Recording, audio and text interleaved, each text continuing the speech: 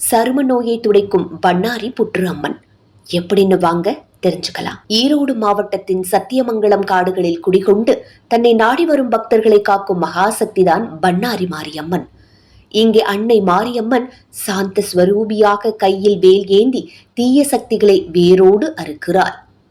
இந்த தலத்தின் மிகப்பெரிய அதிசயம் என்னவென்றால், அன்னைக்கு முன்பாக காட்டேரியும் புலியும் கூட பகையை மறந்து ஒன்றாக நீர் அருந்துமாம்.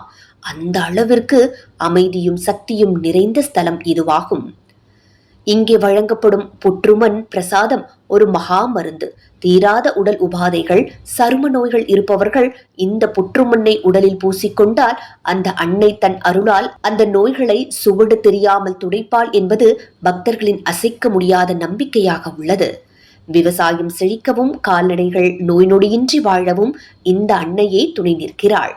அதேபோல் திருமண தடைகளை நொடியில் தகர்க்கவும், சுமங்கலி பாக்கியம் நிலைத்திருக்கவும் பெண்கள் பண்ணாரி அம்மனை வேண்டினால் அந்த அன்னை கைவிட மாட்டாள். குறிப்பாக ஆண்டுதோறும் நடக்கும் குண்டம் திருவிழாவில் பக்தர்கள் தீமிதிப்பது அந்த அன்னையின் மகாசக்தியை உலகுக்கே பறைசாற்றுகிறது.